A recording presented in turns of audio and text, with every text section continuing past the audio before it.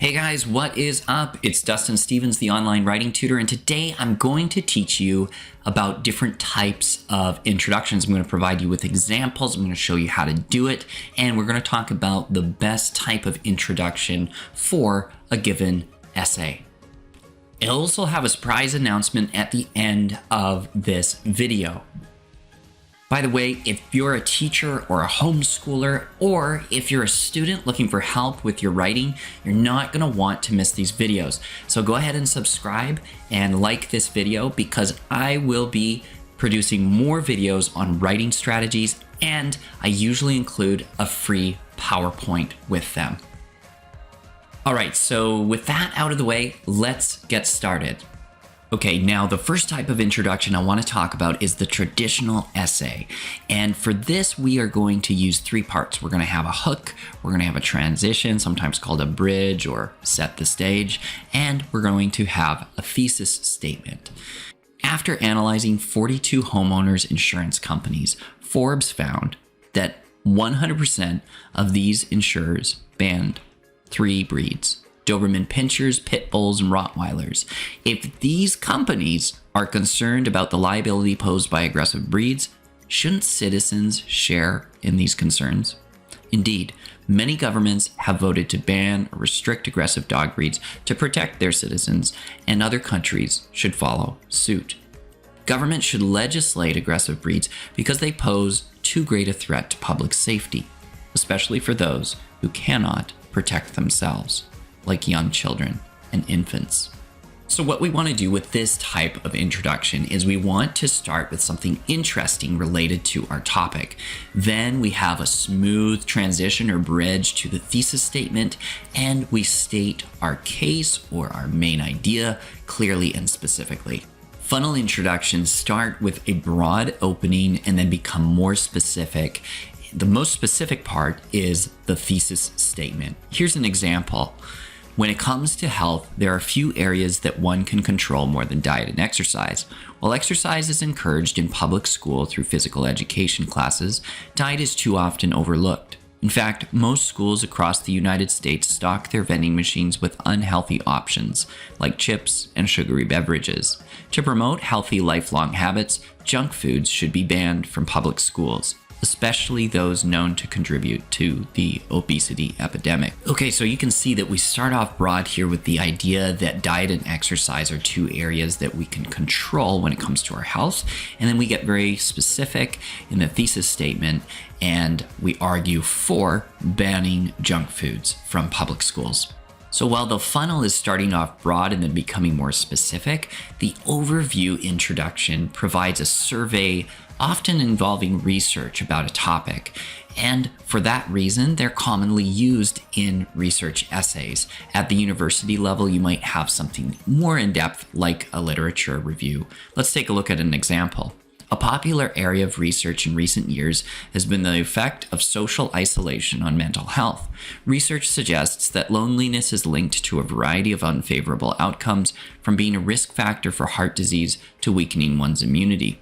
The research also indicates that adolescents are among those at greatest risk for feelings of loneliness. Because adolescents have much of their identities rooted in the schools they attend, teachers can play a key role in identifying loneliness and fostering a culture of inclusivity within the classroom and school as a whole. So just note here that before we get to the thesis statement, we are showing the trend within the research for this particular topic. So personal anecdotes could not be more different than an overview. Whereas overviews are academic, personal anecdotes are best suited to personal essays when you're communicating your own experience. This is often used for college applications because a university or college wants to know about you. They want to know about your experience and who you are. Let's take a look at an example together. Many summers ago, I stood at the bank of a slough, throwing breadcrumbs into water. Mallards swarmed the food floating on the water's surface. However, something strange happened. The ducks began flitting away, afraid of something. I peered at the surface of the water to see the bread disappearing. A carp, the length of my arm, was sucking down the breadcrumbs beneath the murky water.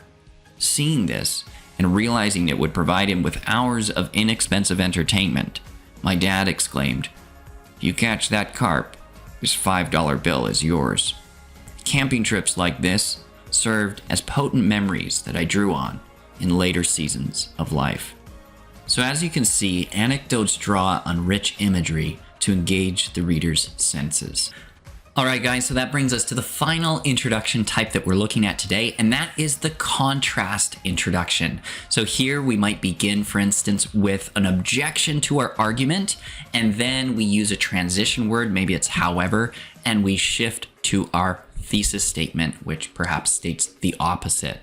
Let's take a look at an example.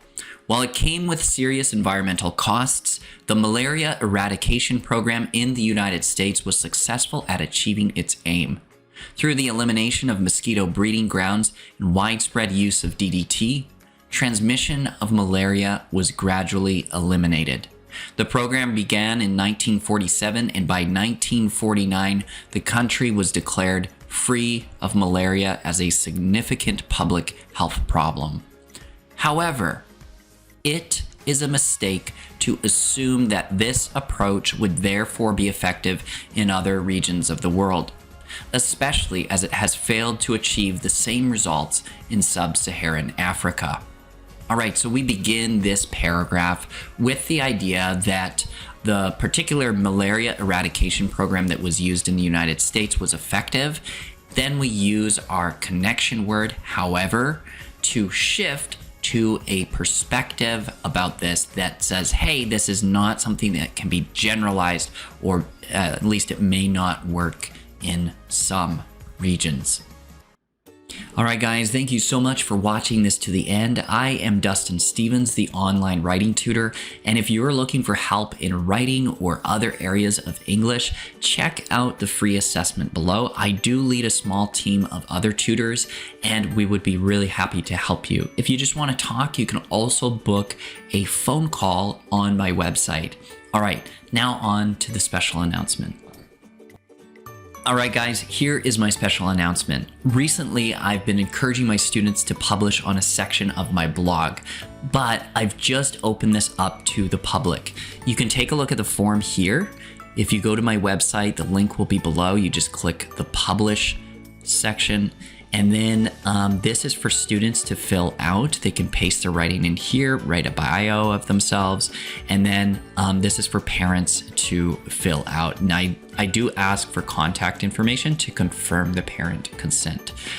Down below, you will see authors and their writings that you can click on to see what this would kind of look like if your writing gets published. We don't publish everything, but we encourage you to edit and revise your writing before submitting it, and we try to publish those writings that have been finalized. All right, thank you so much again, and have a great day. Bye.